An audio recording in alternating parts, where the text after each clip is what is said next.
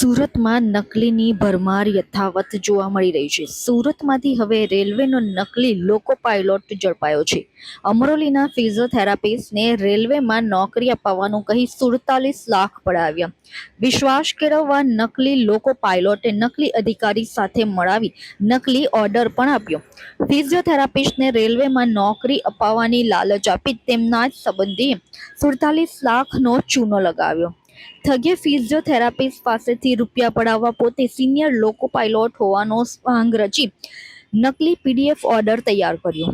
Amroli police નકલી લોકો pilot વિવેક ચૌહાણ અને તેના સાગરીત રવિ ચોટલિયાની ધરપકડ કરી. આરોપીએ ફરિયાદી વિરાજને રેલવેમાં નોકરી મળી હોવાની નકલી પીડીએફ ઓર્ડર પણ વોટ્સએપમાં મોકલ્યો હતો.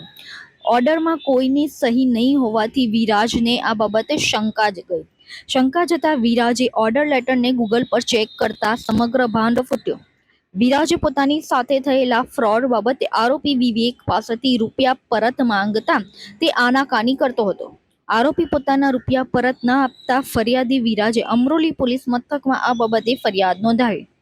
આરોપીઓએ ભૂતકાળમાં પણ ઘણા લોકોને રેલવેમાં નોકરી અપાવવાની લાલચ આપી લાખો રૂપિયા પડાવ્યા હોવાનું સામે આવ્યું.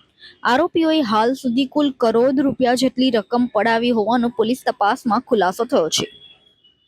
વિરાજ ચોટલિયા નામના અમરોલી ખાતે રહેતા એક ફિઝિયોથેરાપિસ્ટને રેલવેમાં નોકરી અપાવવાની લાલચમાં કેટલાક રૂપિયા તેની પાસેથી મેળવેલ હોવાની હકીકત પોલીસ સ્ટેશને જાણ થતાં અમરોલી પોલીસ સ્ટેશન ખાતે ગુનો દાખલ કરવામાં આવેલ. આરોપીની તપાસ કરતાં 2 આરોપી સમગ્ર બાબતમાં સંકળાયેલ હોવાની માહિતી મળેલ, જેમાં વિવેક ચૌહાણ તથા રવિ ચોટલિયા નામના 2 આરોપી આ બાબતમાં સંકળાયેલ હોવાની માહિતી મળેલી. પોલીસ દ્વારા બંને આરોપીઓની ધરપકડ કરવામાં આવેલ છે અને સમગ્ર બાબતની ઊંડાણપૂર્વક તપાસ કરતાં વિરાજ ચોટલિયા સિવાય અન્ય 5 થી 6 વ્યક્તિઓ સાથે પણ આ જ પ્રકારે રેલવેમાં નોકરી અપાવવાની લાલચ આપી તેઓ પાસેથી પૈસાની ઉઘરાણી આ બંને ઇસમો દ્વારા કરવામાં આવેલ છે. આરોપી વિવેક ચૌહાણ 2018માં રેલવેમાં કોન્ટ્રાક્ટ બેઝિસ પર નોકરી કરતો મુંબઈ ખાતે, અને આ રીતે પોતે રેલવેમાં હોવાનું અને રેલવેમાં લોકો પાયલોટ તરીકે હોવાની ખોટી માહિતી પોતાના વર્તુળમાં ફેલાવેલ તથા સગા સંબંધીઓ અને તેના મિત્ર વર્તુળમાં પોતે રેલવેમાં લોકોમોટિવ પાયલોટ છે અને રેલવેમાં સારી એવી ઓળખાણ ધરાવે છે તે પ્રકારની જાહેરાતો કરી નોકરીની જરૂરિયાતવાળા લોકોને તેણે લાલચ આપેલી.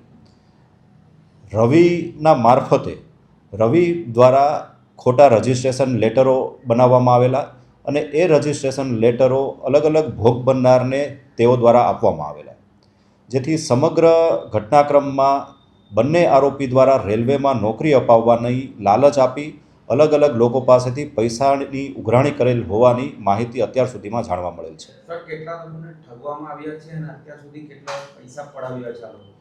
અત્યાર સુધીની તપાસ દરમિયાન કુલ 6 જેટલા લોકોને આ બાબતની લાલચ આપી તેઓ પાસેથી આશરે 1.25 કરોડ જેટલી રકમ આ લોકો દ્વારા ઠગવામાં આવેલ હોવાની માહિતી તપાસ દરમિયાન જણાઈ આવેલ છે. મુખ્યત્વે આરોપી જે વિવેક ચૌહાણ છે તે 2018થી 2022 સુધી રેલવેના કોન્ટ્રાક્ટ રાખતી એક કંપનીમાં ટેકનિશિયન તરીકે નોકરી કરતો.